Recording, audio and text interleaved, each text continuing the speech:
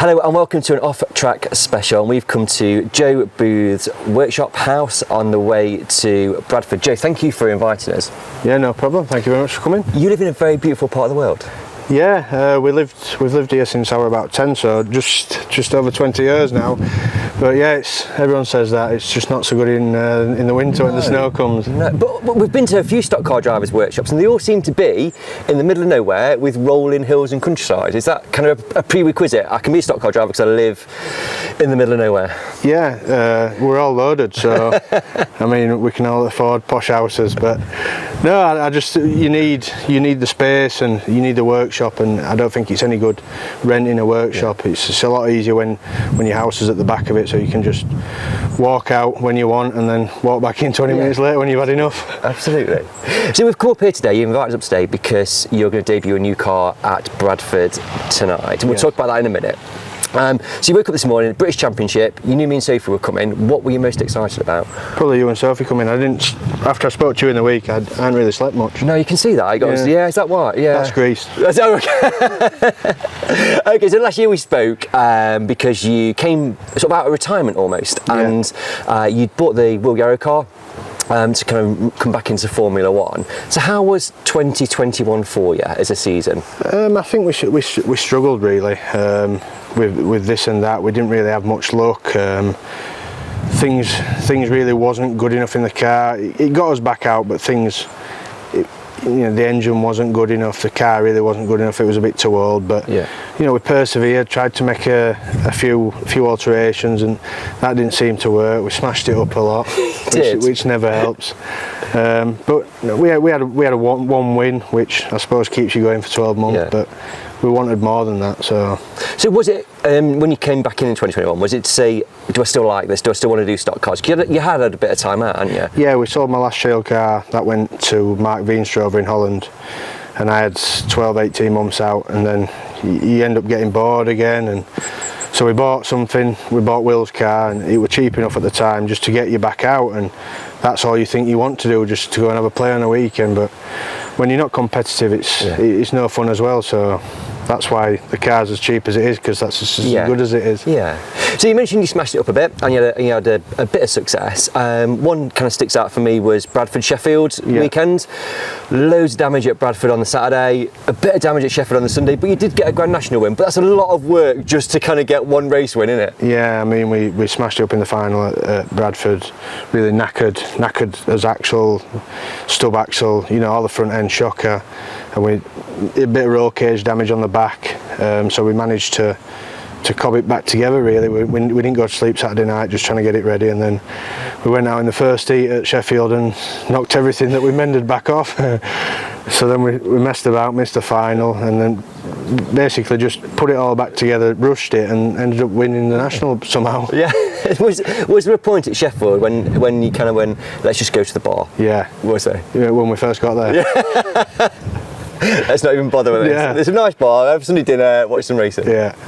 World Final night, there's an incredible clip of you on World Final night as well, sort of you trying to get into the bar. I think. I was that thirsty. But no, we had a really good heat. I think we ended up with third in the heat, and we ended up third outside for the final. And we never really got going. There were that many blue tops, and you get stuck on the outside first bend. I just got caught up, and everyone keeps pushing, don't they? Yeah. But that's what people go and see in it. People crash. So at the point when you're kind of almost over the fence, and then are you kind of thinking, what am I doing? Do you know? This is brilliant. Everything happens that fast. You don't know what to think. But I can assure you, when I was upside down, I never thought this is brilliant. Did you not? No. What did you think? Oh dear. Yeah. This is expensive. Or this is going to hurt. Yeah. Oh, both. Yeah, both. Both. It did hurt, wallet and. Yeah, okay, absolutely. But it's an iconic moment from the World Final, and you're in lots of footage for it, so it's a good thing. It's a good thing. Yeah, absolutely. Yeah, it's on a lot of the banners. So at the end of the day, you just gets the word out there, and it shows what everything's about, doesn't it? So I'm happy to do that if that's my purpose. I'll just keep crashing. Yeah. Well, we always say it's stock car racing, don't we? It's a very well used phrase, but it's stock car racing. It's part and parcel of what it is. It does get slightly boring when when you're always at the thick end of it, but I chose to put myself there, so it's my own stupid fault. So we're here to talk about new car. So you kind of alluded to that already at the beginning when we started talking. And was it very much, I just want something a bit more competitive for the new season? Yeah, we were always going to have a new car for this year. We spoke last year, and like we said, things wasn't quite good enough with what we had, so we were always going to go get a new car, whether it be build one or buy one. So that's the reasoning behind it, because we just want competitive enough, and we need to be. You know, we're going to try do as much as we can, not do every meeting, but the meetings that we do go to try be up there at. Okay, so we're now going to talk new car. So Joe, new car, I think people will absolutely instantly recognise this as a Stuart Smith Jnr. design, built. So talk us through it, kind of beginning to end really. We got in touch with Stuart, like I said before, when I still had my other car, just to see what stages he'd build at, because I did have a look on eBay at them, like the silhouette chassis with nothing on them, and we had a chat and we decided to have it come rolling, so the car came rolling. We said both axles, shocker mounts, all your pick up suspension points, came with the steering box in the cab, but there were a hell of a lot of work to do and money to spend when it did come. But with me and John, who used to mechanic for my dad back in the day, he's come back a bit, and we've done most of the work ourselves. So in terms of time frame then, so from the moment you said to Stuart, yeah, I want it, how long did it then take from Stuart doing it to you getting it? I think, I can't remember exactly, but I remember speaking to him, and then he kept getting pushed back a bit because he was busy with other things, and I think we picked it up. I think I ordered it maybe July, August, and when we picked it up in December, end of December. Right, okay. And then, like I said, when it come to us, we had a hell of a lot of work to do to get it to where it is now. So like it's taken us probably four and a half months just to get it finished. But the amount of time that's involved in these things is people don't understand. No, I think that it's a continuing theme when we talk to people about building cars, and it's the big bits almost take like no time. It's the little fiddly little things that it takes a day, and actually what have I done? I've got nothing to show for it, but you have. Yeah, we spent weekends, and then John works up in Dundee, so he'd come down, we'd both have a week off. And then, one day it looked like you'd done nothing, and and then suddenly you'd put a bumper and an airfoil on it. It looks like it's nearly ready. Yeah, absolutely. So previously you've built your own cars. Is this the first time you've kind of gone and outsourced that? And I guess why so, and why Stuart? Yeah, we built one shale car ourselves, but apart from that, we've bought kind of thing. We never bought new. In regards to Stuart, I just think they look a bit different. Yeah, they look a bit different, and obviously he's won what he's won, and he said he'll help us a bit with it. So I don't know, it's a bit different. You'd like to be a bit different, and there's not many on track. So there isn't, no. Because I mean, there was a couple, isn't there? But then it's almost like that's stopped, and it's predominantly other people knocking around with cars. So yeah, I think people are going to be quite surprised to see this on track tonight. Yeah, hopefully. I mean, a lot of people now use Tom Harris because of his success, and Ryan, of course, he gets a lot of success out of his cars. But like Stuart's, nobody really buys Stuart. So like you said, there's only a couple about. So when you went to Stuart, is it very much Stuart kind of built it as he would, or did you have much involvement in terms of any design bits, or was it you did your bit, Stuart, and then just give it to me and I'll finish it off? No, he said he were going to try do a few bits different with the bonnet and everything, and I just said you do what you want. But no, the only involvement I had really were, I think I went over 3 times just to have a sit, just to make sure the roll cage were the right height and things like that, and I had plenty of room. And like when you buy a new car, so if I go to a garage, buy a new car, I get an aftercare policy. So what is that with this? Don't break it. Okay, right, yeah. But if you do... if you do, we fix it, but like he said that he'll help us as much as he can with setup and things like that. Obviously the work I can do myself, but just a bit of guidance really with help setup wise and things like that. So when I've spoken to, I think spoke to Mick Howarth around buying a Ryan car, and it's kind of like one of the reasons is because they are successful, but two, I get kind of Ryan's knowledge and input, which will help, and you can't almost buy that information. I suppose it's the same with Stuart, isn't it? What he's winning the sport, and if he can give you some of that insight, some tips, hints to help you. End of the day, it's a lot of money. You're paying a lot of money out, but that's initially what you're paying your money for. People's advice and the knowledge about the sport, because the work I can do myself. Just those little bits, isn't it? Absolutely. In terms of taking the car out, doing any testing, have you been able to do any of that before we take it on track tonight? We took it to Kings Lynn yesterday, and we had like three or four good runs in it, getting faster each time, made some good lap times in the last one once we'd put some good rubber on it and everything, which Stuart came with us there, and we were both happy. He was happy with it. We had no major issues. We've just got a leak on the sump, which we've tried to sort last night when we got home, but we can only see if that's sorted after our first race tonight, so hopefully it's sorted. If not, it might have to go in the truck, and the engine will have to come out, but hopefully it won't come to that. Fingers crossed. Did it feel very different to cars you've driven previously? Yeah, absolutely. It's a very similar seating position to the one I built myself. Obviously, I've put the seat and the pedals and everything in this as I wanted it anyway. So, but we've spent some money and bought a new engine, and that's totally different to anything I've had really. We've always messed around with like little engines, but this one seems to have plenty of power and go. Which is good. You need that in a stock car. Clearly it sort of sets the scene of intentions for this season. But what are your plans for 2022? Are you setting yourself any goals and targets? Initially, we were going to try and get it out at the start, but we've had some hold-ups. We've all been busy at work, like me, Dad, John as well. He works up in, like I said, works up in Dundee. We've all been busy. I work away. So, but I always said if we couldn't make it out for the start, I always wanted to make it out with the British. With it being at Bradford, obviously it's the last place that I raced and wrecked it, so hopefully we don't do that again. But no, we were always going to try and get it out for the British, and then I think the next one, we've got a few stag do's and things like that, and I think the next one will be the European then. So we're going to try and do as many as possible, but just for funds and time really. But you do like, we've spoken before around when we interviewed you last year around shale and tarmac, and absolutely you want to stick to one surface, I'm guessing still, because you can devote the appropriate amount of time to shale, whereas if you're doing shale and tarmac, it's like I can't do all of this and I'm not doing it right. Yeah, absolutely. We don't have a massive team. Like a few lads come up in the week, but predominantly it's me and John that spend most of the time on it. And like the tyres are massive, especially on tarmac. I could never have time to do any of that. Like even, especially on shale, trying to get everything paired up, and it's just a nightmare. So time consuming.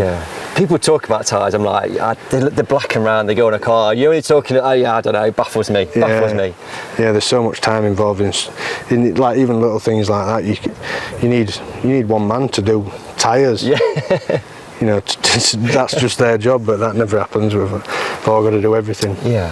So this season, absolutely, as much as you can, and British tonight is a main championship, isn't it, in the sport, and it's great that you kind of debut in a car there. Are you kind of, do you think you're going to do all right, or is it engine kind of leaks, oil leak kind of aside? Are you kind of hoping for some success tonight? I hope so. Yeah. I hope so. We've got a mindset like we can do it now. We've got everything under us, that we can do it. It's just, I suppose it's up to me now, but hopefully, I'm not expecting to go out being blistering first time out, but I mean after a couple of races I should be there or thereabouts. And Stuart's going to be there tonight, is he? Yes, yeah. He said he'd come and give us a lift or give me a bollocking.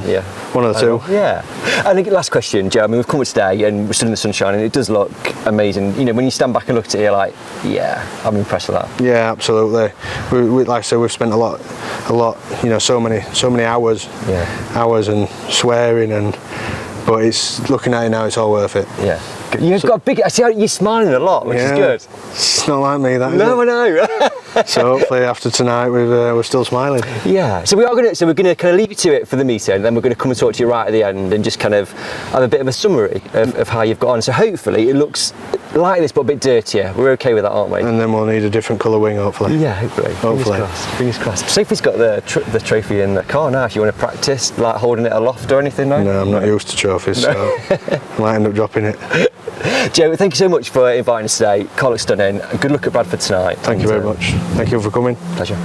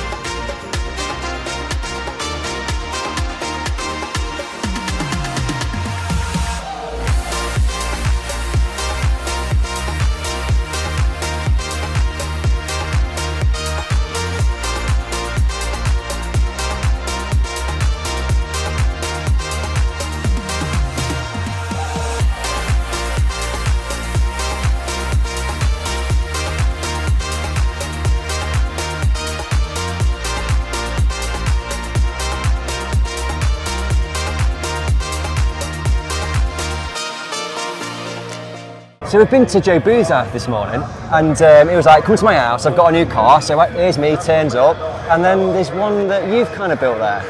I was a bit surprised, to be fair. It was a nice surprise. Right. Oh, well. No, it's one that I didn't finish. Yep.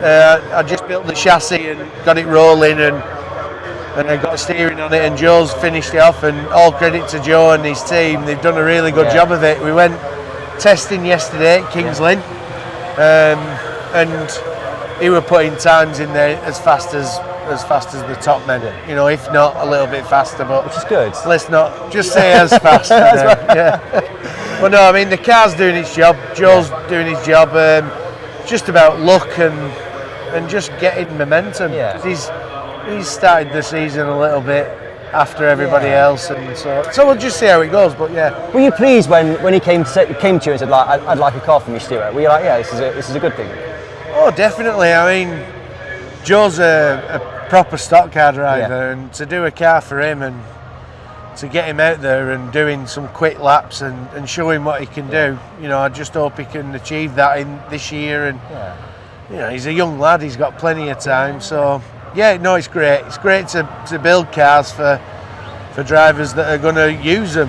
And like Joel, definitely use the front end of it. Well, I said to him, you know, when we got it, it looks mean, it looks like an aggressive stock car, and you know, and he's quite happy. Yeah, I'll take it out and drive it like a stock car. Do you know what I mean? So that's right. That's what they're for. Yeah. And are you happy to kind of be involved? Obviously, not racing at the moment, and we've spoken about that at length.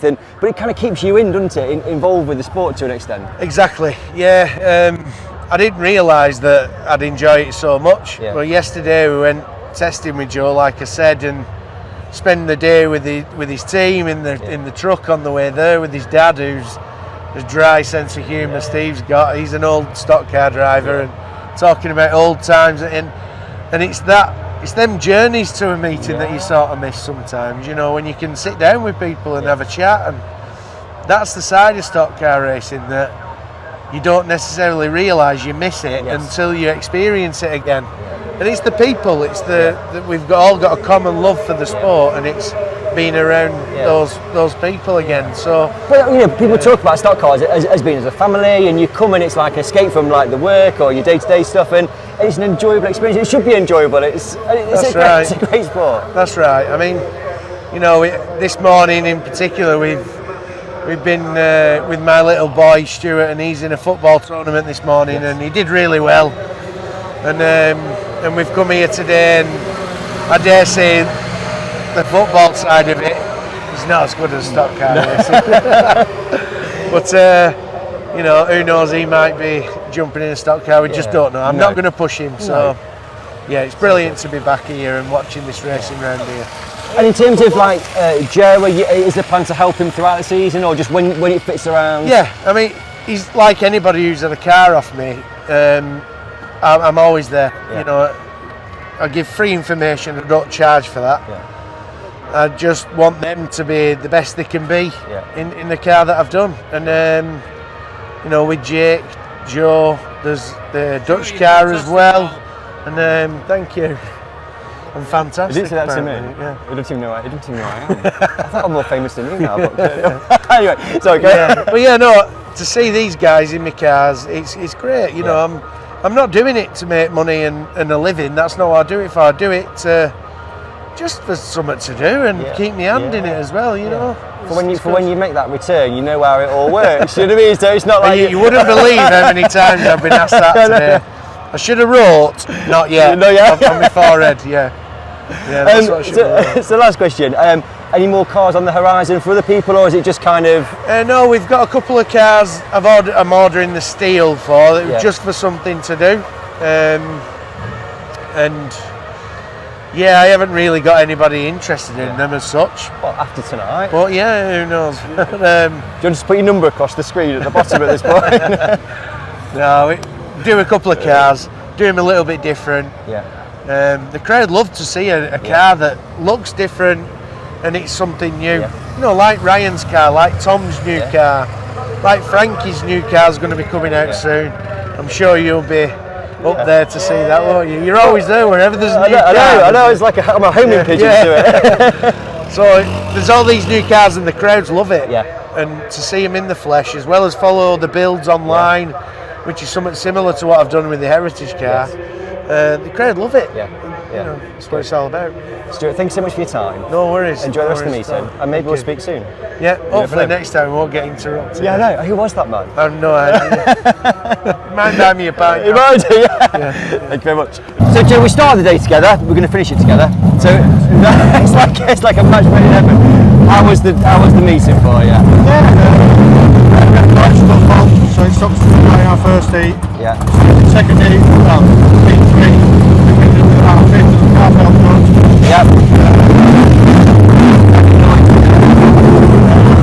Then our heat 3 to heat 5. Again the car was fairly good.